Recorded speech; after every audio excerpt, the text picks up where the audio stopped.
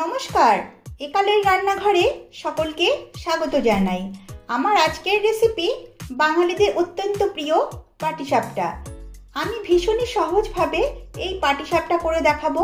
তাহলে চলুন শুরু করা যাক আমার আজকের রেসিপি পাটিসাপটা। রেসিপিটা ভালো লাগলে একটা লাইক করবেন আর আমার চ্যানেলটিকে সাবস্ক্রাইব করবেন। পাটিসাপটা করবার জন্য আমি 500 গ্রাম সেদ্ধ চাল ভালো করে ধুয়ে 7-8 ঘন্টা জলে ভিজিয়ে রেখেছিলাম। এবার এই সেদ্ধ চালটাকে মিক্সিতে মিহি পেস্ট করে নেব। এখন একটা মিক্সিং জার নিয়েছি। এবার এই জারে সমস্ত চালগুলো নিয়ে নিচ্ছি।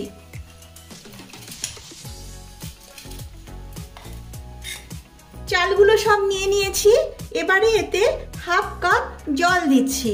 জল দেওয়ার ফলে চালগুলো ভালোভাবে মিহি পেস্ট হবে। এবারে এটা মিক্সিতে পেস্ট করে নেব। চাল ভালো করে পেস্ট করে নিয়েছি।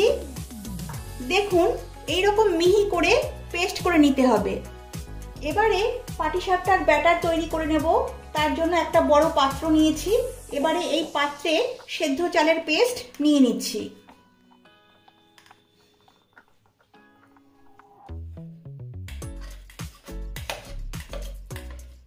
এবারে এতে দিয়ে দিচ্ছি 1 কাপ আতপ চালের গুঁড়ো, আর দিচ্ছি 1 কাপ ময়দা, দিচ্ছি 2 কাপ খেজুরের লিকুইড গুড়। গুড়টা আপনারা বুঝে দেবেন, যে যেমন মিষ্টি খাবেন সেটা বুঝে গুড়টা দেবেন। এবারে এই গুড়টা নিয়ে নিচ্ছি। এবারে এই সমস্ত কিছু ভালোভাবে মিশিয়ে নেব।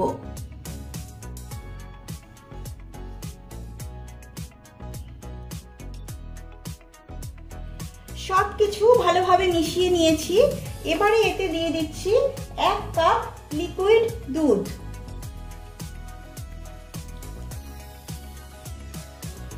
দুধটা দেওয়ার পর আবারও ভালোভাবে সবকিছু মিশিয়ে নিতে হবে।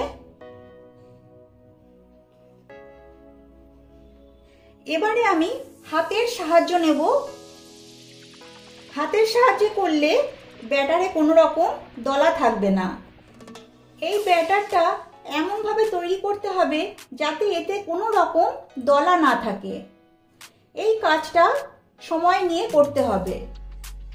দেখুন ব্যাটারটা ভালোভাবে তৈরি হয়ে গেছে। আর দেখুন ব্যাটারের ঘনত্বটা এইরকম রাখতে হবে। খুব পাতলাও হবে না, আবার খুব গাঢ়ও করা যাবে না। ঠিক এইরকম ঘনত্বের ব্যাটারটা তৈরি করতে হবে। ব্যাটার একদম রেডি হয়ে গেছে।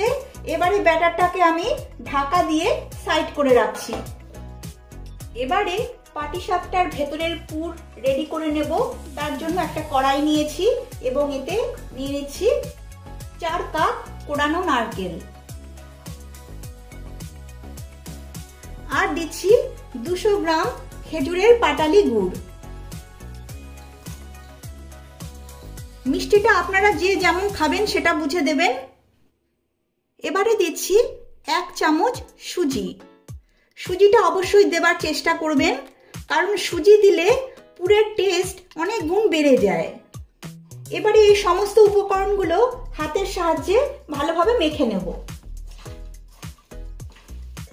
সবকিছু ভালোভাবে মেখে নিয়েছি।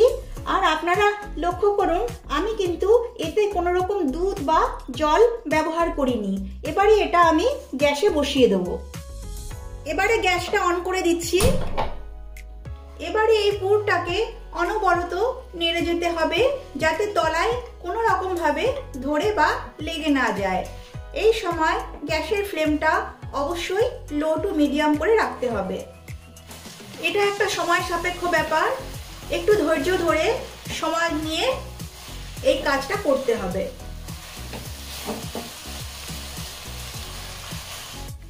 দেখুন পুর খুব ভালোভাবে রেডি হয়ে গেছে। আমি আর এর থেকে বেশি শুকোবো না, তাহলে পুর খেতে ভালো লাগবে না। এবারে এটা একটা পাত্রে নামিয়ে নিচ্ছি।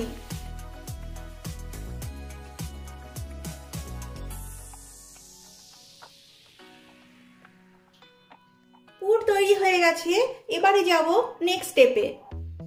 এবারে ফাইনাল স্টেপ পাটিসাপটাগুলো ভেজে নেব। তার জন্য গ্যাসে একটা তাওয়া বসিয়ে দিয়েছি। তাওয়াটা ভালোভাবে গরম হয়ে গেছে। এবারে এতে তেল ব্রাশ করে দিচ্ছি। এরপর যে ব্যাটারটা আমি আগে থেকে রেডি করে রেখেছিলাম সেই ব্যাটার থেকে 1 হাতা ব্যাটার আমি এতে দিয়ে দিচ্ছি। দিয়ে চারদিক গোল করে স্প্রেড করে দিচ্ছি। স্প্রেড করে দিয়েছি।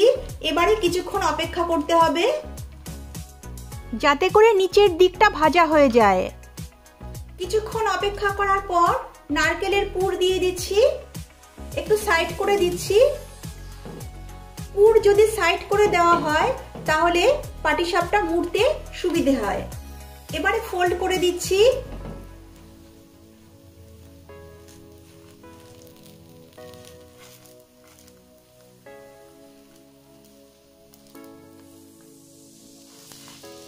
দু পাশ একটু চেপে দিচ্ছি।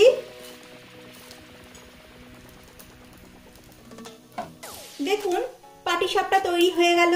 এবার এটা তুলে নিচ্ছি।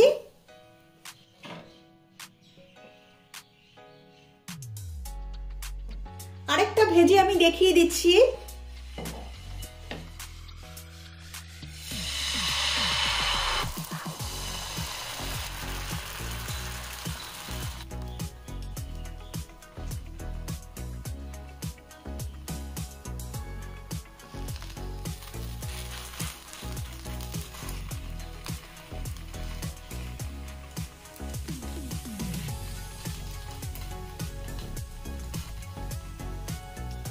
এটাও তুলে নিচ্ছি।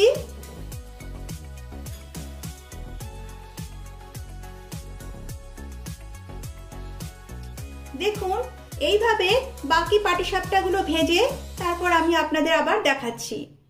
তৈরি হয়ে গেছে পাটিসাপটা। দেখলেন তো কত সহজভাবে পাটিসাপটা তৈরি করা যায়।